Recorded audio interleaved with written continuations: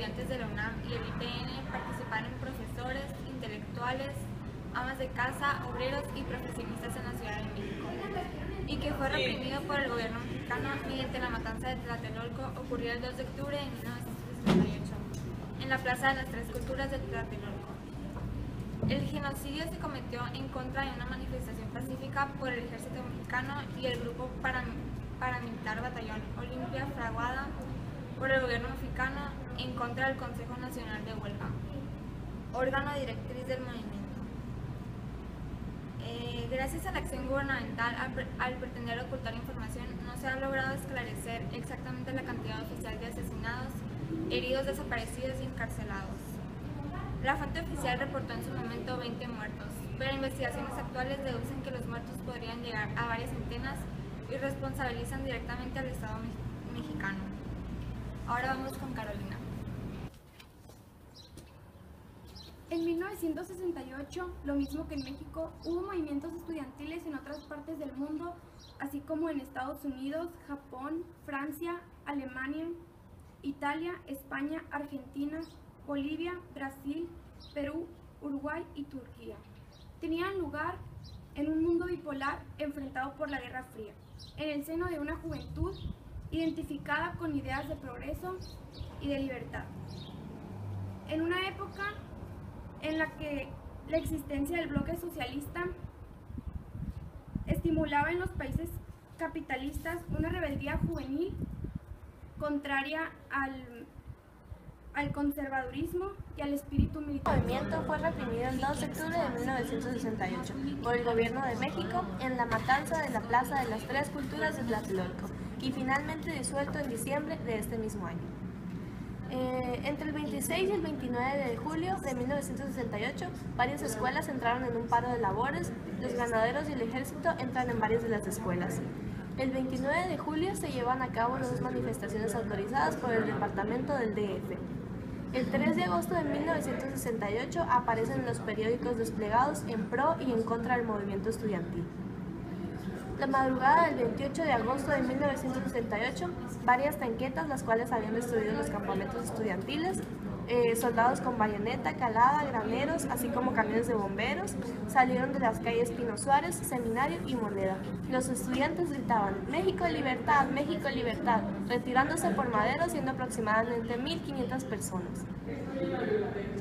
El 18 de septiembre de 1968, el ejército invadió la ciudad universitaria de UNAM. El 23 de septiembre de dicho año, el rector Barros Sierra representa una renuncia a la Junta del Gobierno de la UNAM.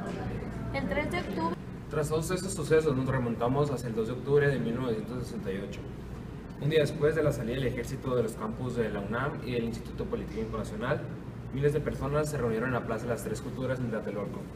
El ejército vigilaba de cerca las manifestaciones, pues tenían el miedo de que fuera asaltada la torre de la Secretaría de Relaciones Exteriores. Dos helicópteros eran los que resguardaban este lugar, uno del ejército y otro de la policía.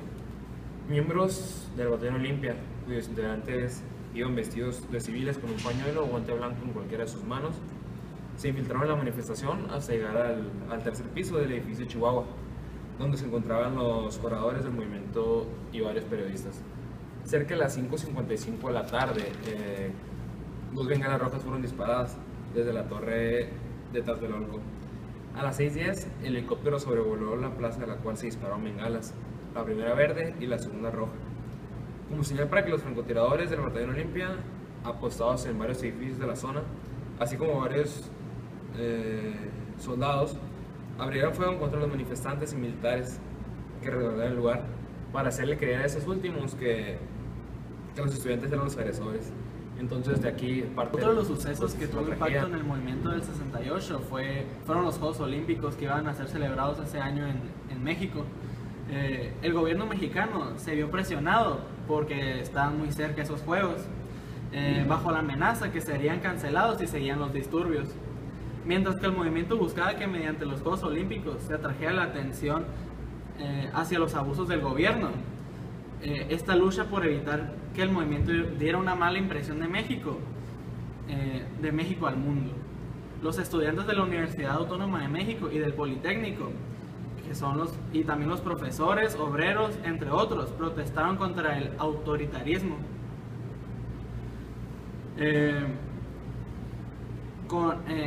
Lo que protestaron era: no queremos olimpiada, queremos revolución. Esas fueron las manifestaciones que daban los estudiantes y los profesores. Los jóvenes se oponían a la simulación de un México democrático y al sistema de gobierno impuesto por el Partido Revolucionario Institucional. Los estudiantes estaban cansados que se les impusiera un modelo que consideraban viejo y desvinculado de Es su la periodista realidad.